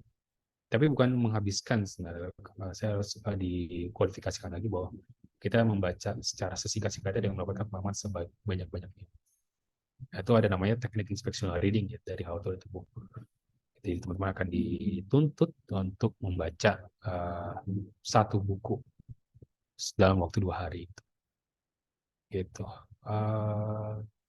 Fasilitasnya apa saja ada di Art of Reading, pre-recorded session-nya, lalu ada juga apa inspectional reading tiap 2 hari sekali itu kita upload. Terus kemudian teman-teman itu sebenarnya juga diberikan format itu untuk mengumpulkan mengumpulkan tugasnya gitu. Nanti insya Allah kami juga akan merangkum dan merekap hasil pembacaan teman-teman semua gitu. Jadi saya baca. Dan untuk itu programnya itu maksimal itu per bulan saya adakan insya Allah 1 bulan sekali. Maksimal itu kuota itu 50 peserta saja gitu. Karena ya saya bisa pastikan bahwa 50 peserta itu kurang lebih saya bisa sanggup baca hasil bacaan orang-orang gitu. Gitu. Mungkin jika teman-teman berminat bisa langsung klik link yang ada di kolom chat gitu. Jika teman tertarik silakan gitu. Batas pendaftaran itu 8 Agustus ya pukul 3. Gitu. Program ini sudah berjalan 1 bulan lalu dengan jumlah peserta yang masih sangat awal. Tapi teman-teman, mereka semua berhasil menyelesaikan bukunya gitu, berhasil membaca secara inspectional reading 7 buku dalam waktu 2 minggu itu berhasil. Itu karena memang saya sudah mencoba testing produknya, testing cara challenge-nya dulu. Dan itu bisa dikerjakan dan saya menurunkan saya menyelesaikan 8 buku dalam waktu 10 hari gitu. 10 hari. Tapi itu burnout jadi saya emang capek banget. Jadi saya buat panjang itu 2 minggu dan itu jadi 7 buku. Dan saya kira itu bisa standar yang bisa teman-teman bisa pakai gitu. Gitu. Ini fokus ke challenge. Lalu kemudian yang kedua ada saya juga memiliki kelas soal seni melihat hidup berkaca dari Scott Halaser. Jadi sebenarnya ini lebih kepada kelas productivity itu sebenarnya. Soal time management itu seperti apa itu. Dan yang saya dapatkan bahwa sebelum kita masuk kepada apa itu manajemen, sebenarnya kita harus masuk dulu time itu apa dulu. Sebenarnya apa yang maksud waktu dalam ru'yat Islam itu, dalam pandangan alam Islam itu sebenarnya waktu itu apa saja. Jadi ini bukan soal teori soal waktu itu apa, tapi sebenarnya lebih kepada tadabbur ayat Quran dengan framework surat Al-Asr itu. Dan saya mengkompilasi dari beberapa. Jadi saya memakai sintopika reading ya. Kait ulama itu membahaskan waktu itu apa saja. Ada 6 buku yang saya jadikan acuan gitu, dari seni melihat hidup ini. Jika teman-teman berminat bisa juga klik linknya di kolom chat ya. Gitu. Jadi makanya, saat ini sekarang ini masih dalam tahap perkembangan ya. Insya Allah teman-teman aksesnya teman-teman akan dapatkan update. Masih membahaskan soalnya belum masuk ke manajemennya. Jadi itu belum masuk ke dalam tahapan operasionalisasinya itu. Apa saja tips-tips yang mengatur waktu segala macam. Itu belum dibahas, tapi akan saya bahas nanti hari Senin. Itu saja dari saya. Terima kasih atas kehadiran teman-teman semua. Dan mungkin saya boleh buka sesi tanya jawab terkait webinarnya, mungkin terkait programnya. Gitu. Persilakan para teman-teman jika boleh pakai fitur raise hand ya dulu, buat pakai fitur raise hand. Sudah bisa kelihatan juga.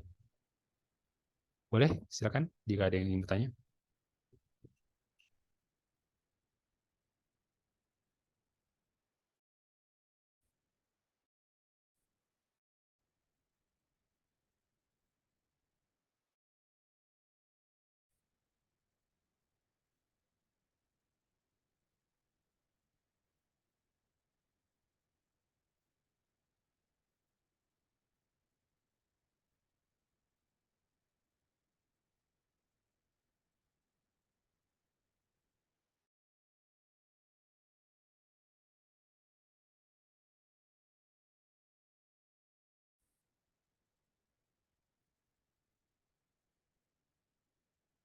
Sebenarnya lagi apa bisa semakin meluaskan program tersebut gitu. Itu. Tapi sebenarnya saya coba untuk memudahkan gitu, memudahkan teman-teman semua untuk baca framework atau sebenarnya seperti apa. Memang acuan bukunya itu memang How to Read the Book dari karya Adler dan Charles Van Doren itu, tapi itu cuma sebagai basis teks saja gitu. Gitu. Yang mana saya harapkan ini semua bisa menjadi sebuah sebuah preambul. Lagi-lagi saya katakan ini preambul, semuanya sebagai exposure saja. Bahkan kelas yang diadakan oleh buku exposure-nya How to Read the Book itu secara keseluruhan 4 pertemuan itu tentunya untuk memberikan exposure teman-teman untuk baca buku itu seperti apa dalam pandangan Adler itu sendiri. Dan tetap saja teman-teman perlu latihan sendiri gitu. Gitu lagi latihan baca. Oke, ada yang tanya. Mahial boleh buka open mic ya? Apakah suara saya jelas? Ya, masuk. Jelas. Sebenarnya bukan mau nanya sih Kak, lebih ke sharing aja. Jadi saya tuh kalau nggak salah kemarin atau tadi pagi itu baca status entah siapa namanya saya nggak tahu. Terus statusnya itu gini bunyinya, jangan sampai murid sekolah kita bangga menyebutkan nama sekolahnya dibandingkan nama gurunya. Terus ada lanjutannya tapi saya lupa. Nah saya jadi keinget yang tadi dijelaskan kakak tentang madrasah yang diikuti oleh para ulama gitu. Jadi madrasah keilmuan kayak misalnya apa ya tadi Kak lupa lagi namanya. Ya itu dibahas sih di buku MKUI sebenarnya. Saya pernah baca cuma saya lupa. Jadi hari ini tuh anak-anak sekolah, maksudnya pelajar itu memang jarang sekali mengingat nama gurunya gitu. Mereka lebih bangga menyebutkan nama sekolah mereka atau nama kampus mereka dibandingkan nama guru mereka atau dosen mereka atau profesor mereka. Gitu aja sih Kak. Jadi kayak relate aja dengan apa yang Kakak jelaskan. Jadi mau sharing tentang ini aja. Terima kasih Kak. Ya, terima kasih Mayal. Ya, memang itulah dilematisnya kita sekarang dengan pendidikan sekarang ya. Karena sistem universitas sekarang itu memang penekanannya ada pada kampusnya gitu. Jadi sebenarnya kan tanya kamu lulusan mana, bukan soal kamu belajar dari siapa. Itu beda itu. Waktu itu juga Prof Zaini, Prof Hamid itu ketika beliau menanyakan ke Prof Atas, beliau menyusun kurikulum untuk Unida Universitas Darussalam. Tanyanya Prof Atas ketika melihat perancangan itu sebenarnya satu gurunya siapa? Karena siapa yang ngajar itu sebenarnya lebih bermakna ketimbang soal materi-materinya apa. Ya taruhlah apa namanya? Taruhlah kita punya sebuah bentuk materi yang dahsyat gitu. Ya materinya itu bisa direplikasi, dia bisa diajarkan kepada siapa saja. Pertanyaan satu, siapa yang mengajar materi itu? Kalau nggak disanggup, materi itu nggak guna. Memang seperti itu. Memang karena makanya tadi saya bilang bahwa knowledge resides in call. Jadi pengetahuan itu, ilmu itu ada dalam dada. Jadi sebenarnya makanya untuk sampai pemahaman itu kepada muridnya, sampai kepada kita itu sebenarnya lewat guru gitu, chain of understanding itu, rantai pemahaman itu sebenarnya. Makanya ada school of thought, makanya ada mazhab pemikiran, ya ada framework gitu. Ya memang ya memang jangan sampai tapi agak sulit lepas daripada kita belajar di sekolah mana saat ini gitu. Memang saat sulit lepas daripada itu karena memang sistem pendidikan, sistem industri kerja sekarang gitu kan, sistem profesional yang ada. Terus sebenarnya mereka juga tentu kamu lulusan mana gitu. Tanya profesi manapun, akan ditanya kamu kamu belajar di mana. Terus kemudian kalau mungkin ada tambahan, kamu sudah praktek atau latihan praktek itu berapa jam? Tapi kan tetap saja prakteknya itu ada supervisinya gitu, makanya ada astos, ada asistensi ketika kedokteran itu sudah menjadi escape. Lalu kalau di sekolah itu, ketika dia mau di sekolah profesi, S2 profesi, ya mereka harus melakukan sesi konseling bersama dengan supervisor. Ya, mereka lapor. Ya kayak gitu karena kemampuan itu nggak bisa asal. Bahkan mereka mengakui juga dalam posisi itu bahwa apa menjaga standar itu untuk turun kepada murid generasi berikutnya ya apa nggak mudah gitu dan caranya dengan diajarkan langsung. Nggak bisa secara mandiri. Mungkin bisa kali ya kalau kayak apa kayak di programmer gitu tuh banyak yang jadi kayak gitu. Mereka belajar mandiri, mereka kulik kulik kata-kata sendiri. Mungkin bisa gitu. Tapi kalau yang sifatnya ilmu teoritis itu ilmu apa bukan sifatnya praktikal ya, bukan sifatnya skill gitu. No, saya nggak yakin bisa dibaca secara teori. Dibaca pada buku saja permainan jadi per se itu nggak bisa. Harus ada. Siapa yang ngajarin? Siapa yang bacain? Terima kasih, Mas Yam, sharingnya. Mungkin ada yang mau tanya atau mungkin sharing. Atau mungkin bisa tanya di kolom chat, boleh.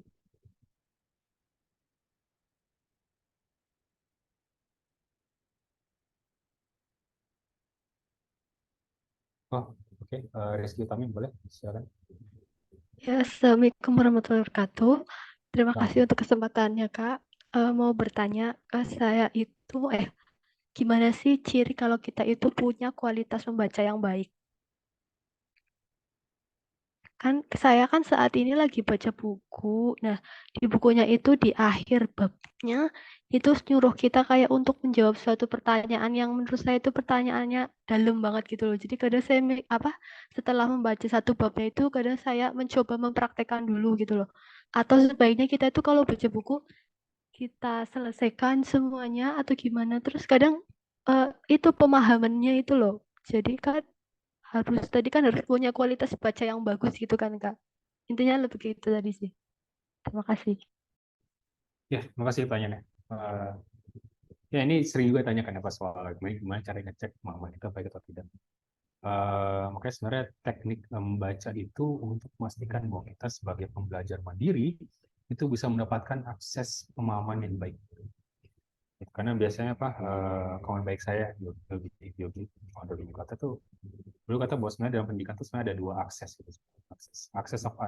Akses for information and access for understanding. Biasanya para penggerak literasi itu atau pendidikan itu sekarang hanya fokus pada akses for information. Jadi buku ini nggak tersedia, sediakan gitu. Lalu kemudian apa namanya buku fisiknya nggak bisa dipegang, maka berarti sekarang dibuat digital. Tapi bahkan dengan walaupun format yang digital pun orang tetap kepayahan dan kesulitan untuk membaca dan masuk teks itu apa. Jadi sebenarnya ini bukan soal cuma sekedar informasi, tapi soal pemahaman itu sendiri kan memang the problem of understanding itu gitu. Makanya Adler juga menulis satu bab khusus itu satu subbab khusus soal problem of comprehension dari speed reading.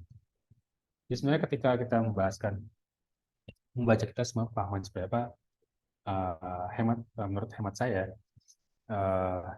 itu pertanyaannya ada di dalam diskursus apa dulu. Tentukan dulu itu dalam bidang ilmu apa. Kalau sudah tahu, berarti harus cari tahu siapa yang ahli di bidangnya itu. Jadi sebenarnya jangan sampai sebenarnya kita baca dan kita selesaikan pertanyaan itu sebenarnya kita nggak gerak kemana-mana, tapi kita cuma menjawab sendiri saja gitu. Itu cuma jadi echo chamber aja itu. Cuma jadi suara berteriak dalam gua dan suara teriak saya bisa.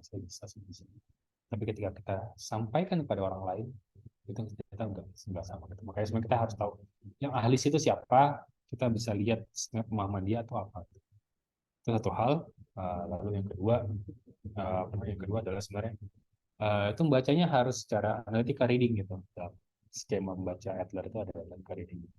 Jadi membaca analytical reading kurang lebih adalah kita membaca secara terma. Jadi kita harus ada bedakan antara word and term gitu. Ada satu kata dan ada istilah itu. Istilah yang terjadi pada kata, tapi kata dan sendiri gitu. Jadi itu. Saya katakan bahwa ini motor itu sebuah kata. Dia merujuk kepada bendanya motor. Jenis kendaraan beroda. Tapi ketika saya tambahkan kualifikasi berikutnya motor objek, maka dia sebenarnya sudah diterma.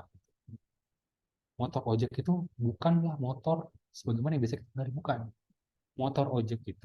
Objek motor itu dia ada sebuah layanan service berkendara taksi dengan memakai motor sebagai moda kendaraan.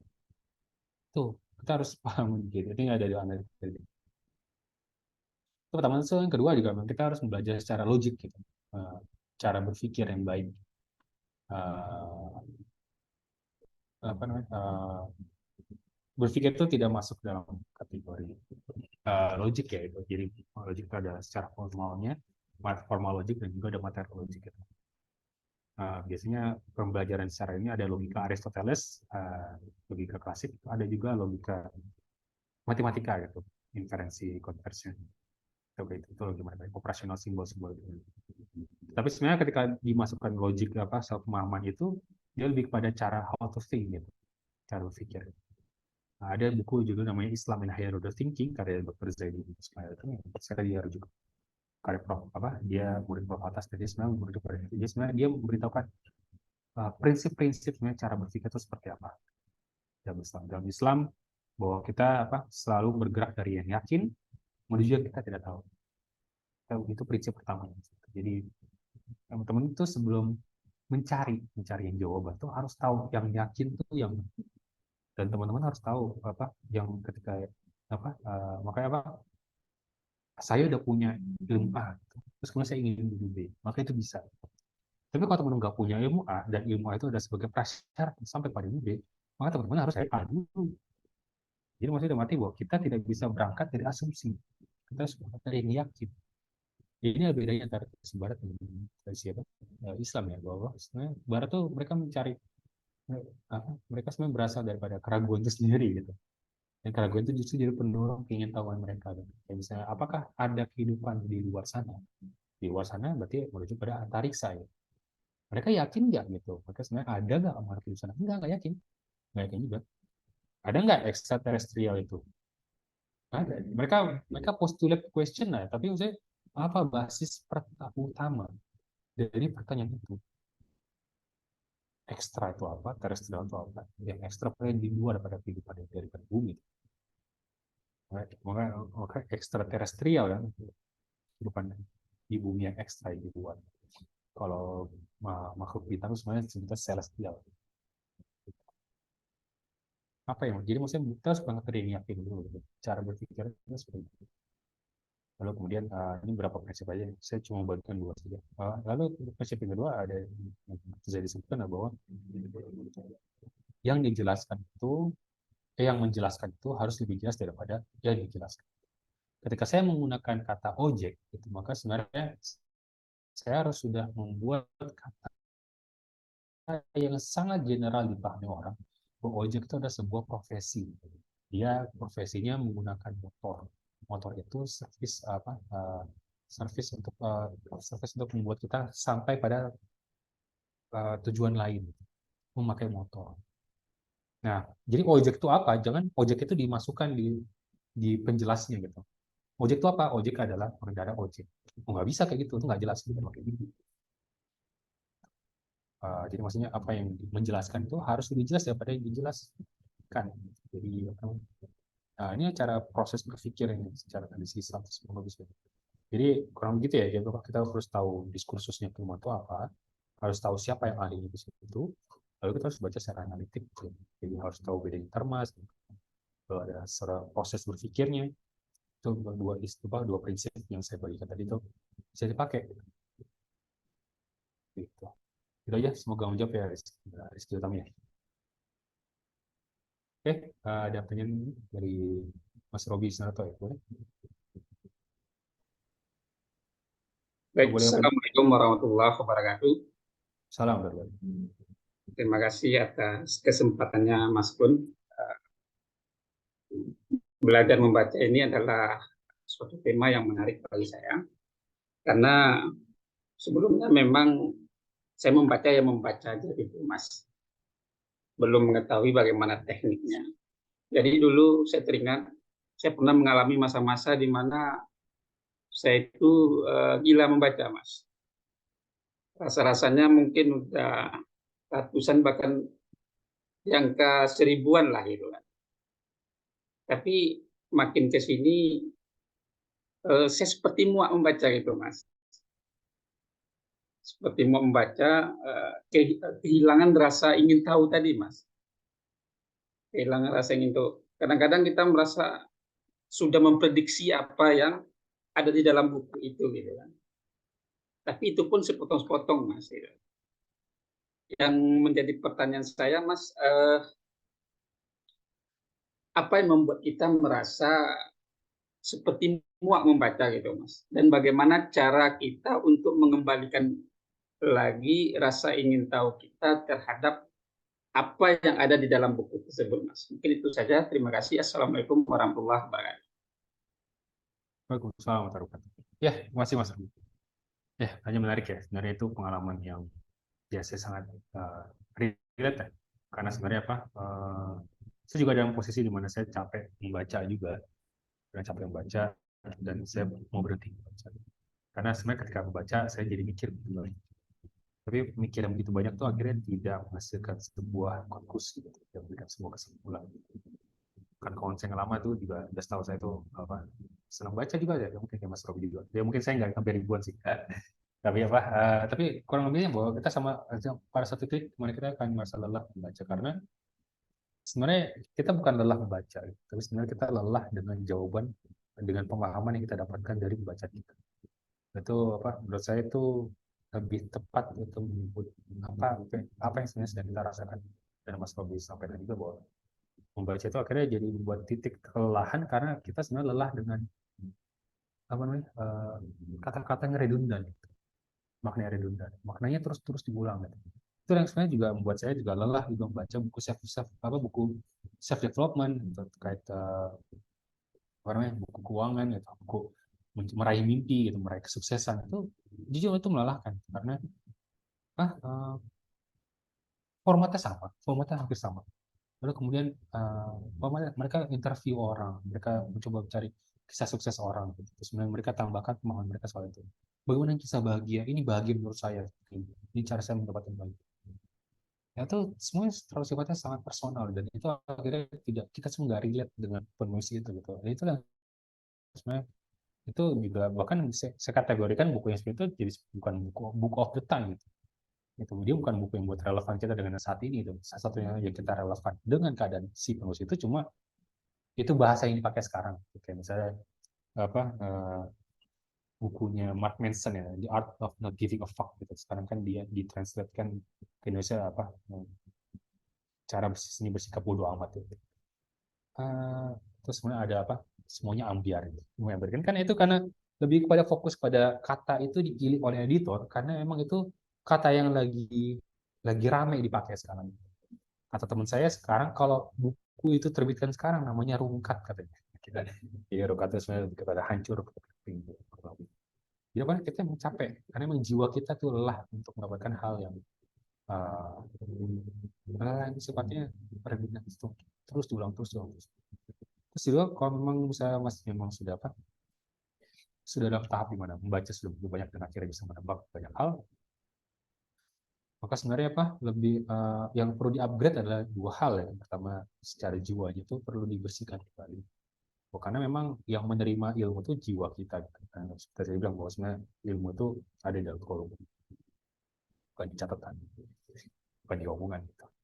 Makanya kalau seandainya omongan secara Zoom ini itu menjadi ilmu, maka YouTube itu adalah yang paling baik. Karena semua orang ngomong ada di situ dan kita semua belajar di situ. Tapi mau kita berapa puluh ribu jam kita belajar di YouTube, tetap saja kalau nggak masuk dan kita nggak ngerti, ya itu kayak nggak ada kata ilmu kan gitu. Karena memang itu sifatnya potongan informasi saja gitu. Makanya memang kelas seperti itu sebagai medium bagi kita untuk bisa saling sharing gitu pemahaman yang general itu seperti apa. Terus akhirnya sebenarnya terkait dengan teknik membaca memang akhirnya fokus pada karena biasanya kita tuh selalu berhenti kepada belajar membaca tuh pada belajar mengeja. Kita selalu mengira bahwa sebenarnya dan ya, memang itu dicontohkan di pendidikan ya. Bahwa ketika kita selesai mengeja kita sebenarnya sudah tidak belajar membaca lagi. Kita tidak belajar membaca artikel, kita tidak baca jurnal, kita tidak dilatih membaca buku-buku berat. dilatih untuk menganalisis perkataan satu guru dan untuk dirujuk kepada teks-teks yang ada. Dan itu terjadi di kampus saya juga sama itu. Kelasnya itu per judul per materi kuliah itu tidak ada teks. Dia hanya mengajarkan berdasarkan diri dosennya aja. Jadi dibagi di sharing itu cuma PPT, file PPT-nya aja atau sebenarnya catatan kuliahnya aja gitu. Jadi sebenarnya dia tidak merujuk kepada si apa ilmu, dia semua merujuk dari siapa gitu. Kayak kan saya bilang tadi Pak, ada chain of understanding gitu. Makanya cara membaca ini sebenarnya itu sebagai ilmu alat bagi kita untuk bisa sampai pada pemahaman yang menghadap sampai penulis. Nah, tadi saya sempat singgung soal, buku itu sebenarnya bukan soal jadi quotes aja gitu. Ini bukan jadi bahasa keren dipuitiskan saja gitu. Tapi itu lebih kepada ini intellectual property gitu. Ini sebuah pemahaman yang hendak disampaikan penulis dan itu nggak main-main. Karena setiap kata yang dituliskan, yang jadi tulisan itu sifatnya abadi kan gitu. Orang kayak banyak suka ngutip apa namanya? Ngutip perkataan soal apa? Nulislah kalian maka nulislah untuk keabadian. Ya kan yang abadi maka akan jadilah penulis. Tapi kan masalahnya kita kan nggak nulis sembarangan gitu karena kalau kita salah tulis ya kata-kata yang ngaco itu akan nyebar kemana-mana. Jadi kita pasti tulis yang terbaik gitu. Nah, makanya itu kualitas harus disampaikan. Itu sebenarnya kita perlu baca teknik. Itu ada di hal itu. Kalau misalnya membaca itu bisa langsung saja ya baca bukunya itu bisa. Di buku kata itu ada juga kelasnya how to read the book gitu. Exposure-nya bukan baca itu seperti apa itu. Nah, terus untuk khusus untuk overcome mendukung produk ini saya hanya mengkhususkan pada teknik inspectional reading saja gitu. Karena untuk analytical reading itu satu hal yang lain lagi karena dimensi baca beda. Karena memang saya mencoba untuk karena inspectional reading itu bisa dikerjakan 1 jam untuk 1 buku. Tapi analytical reading itu unlimited time gitu, itu bisa berjam-jam. Saya pernah menghabiskan waktu itu kurang lebih 7 jam untuk membaca, menganalisa 1 buku itu. Dan itu pun cuma jadi 1 artikel yang pendek gitu. Itu cuma saya tulis di Word, itu cuma jadi 6 halaman saja. Saya huraikan analisis penulisannya, bacanya kayak gimana. Melelahkan sekali. Gitu. Jadi memang makanya belajar itu bertahap memang. Kita belajar bertahap. Nggak bisa langsung gitu. Makanya ilmu itu sebenarnya nggak bisa dikaret gitu. Nggak bisa instan gitu. Karena pemahaman itu sifatnya datang sedikit turun. Tapi memang seiring waktu, kita sering pengalaman baca kita tuh kita akan lebih selektif membaca. Kita akan selektif. Jadi kita nggak akan baca, nggak bisa baca kayak yang lain. Nggak bisa baca kayak kita nggak bisa baca di broad panjang-panjang kayak gitu. Tapi memang akhirnya kalau memang merasa kelelahan, memang nggak apa-apa berhenti aja gitu sebenarnya. Tapi memang saya tahu bahkan walaupun kita diminta berhenti, ya maksudnya kita tetap ingin tahu sesuatu gitu. Dan rasa ingin tahu itu yang sebenarnya tidak bisa dipenuhi hanya dengan berpikir sendiri atau untuk bertanya-tanya. Kita perlu melakukan pencarian penemuan sendiri itu. Itu sih sebenarnya jawaban saya. Mungkin sebenarnya saya harap bisa dimengerti. Oke. Sekarang udah jam 9.35 ya.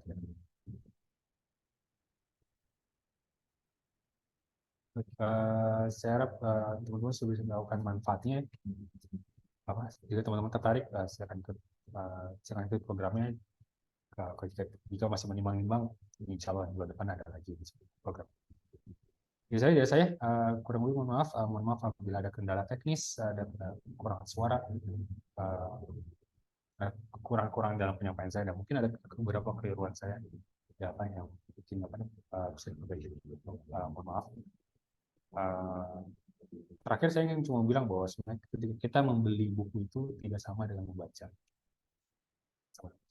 Tapi ketika kita membaca itu nggak sama juga dengan kita paham. Tapi kita paham pun dari 1 buku belum tentu itu benar. Jadi kita perlu ada tingkatan itu sendiri dan utamanya itu. Jadi masukkan buku-buku yang kita punya.